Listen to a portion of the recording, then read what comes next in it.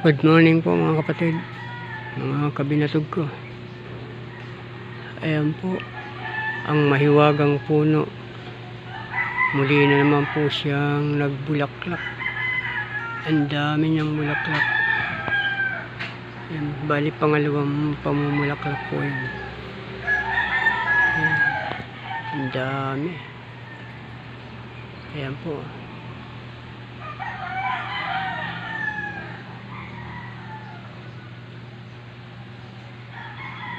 Sa ngayon po, yung pangalawang pamumulaklak ng dami. Ayan.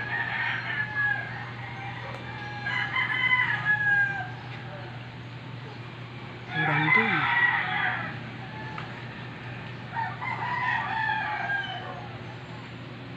Pinupupog siya ng bubuyog. Ayan po. Kung mapapansin niyo, may mga bubuyog siya. Ayan o.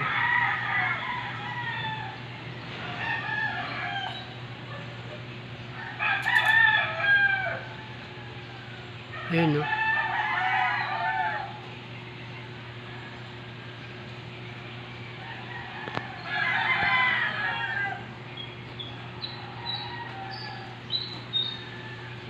Hanggang dun sa tuktok.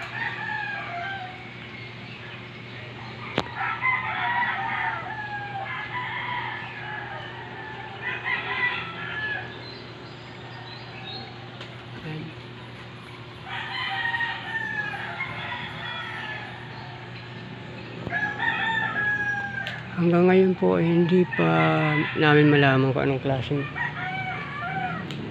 puno to.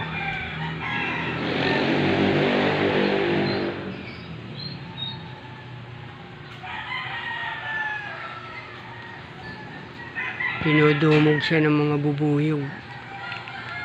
Ayan po.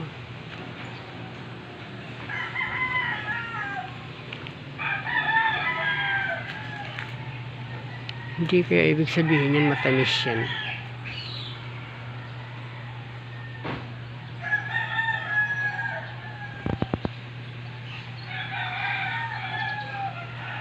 Ang daming bubuyog.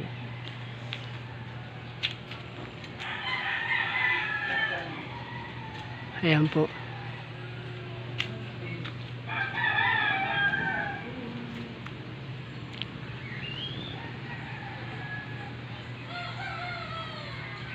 Sa aking mga viewers po, palagay niyo po anong klaseng puno yan.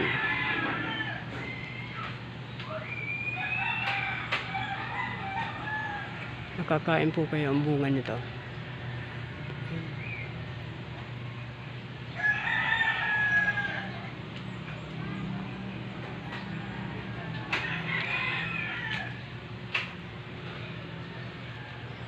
Yung pangalawang pagbunga niya ay marami. Ayan pong puno niya.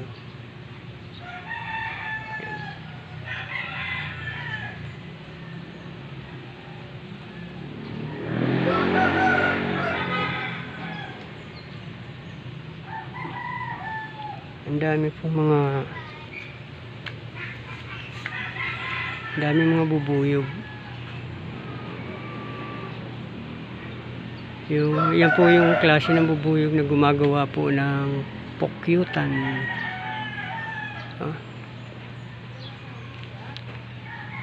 Ang dami oh.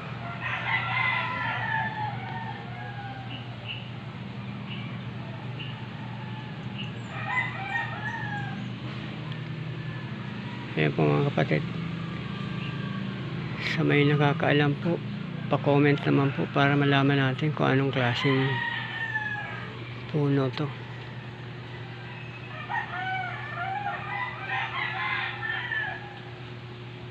Kung ito ba ay bunga, kung ito ba ay nakakain ng bunga nito.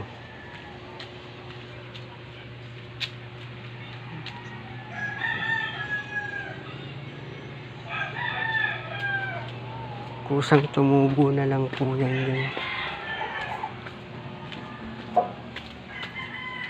Yung unang bunga niya po ay hindi namin nakita kung anong, kasi parang natuyo siya tapos nalaglag. Ayan po mga mahal na kapatid, maraming salamat po sa inyong pagsubaybay. Paki-comment na lang po sa may mga nakakaalam kung anong klaseng punong kahoy yan. Kung yun po ba ay nakakain, prutas ba yan o ano. Salamat po, bye bye.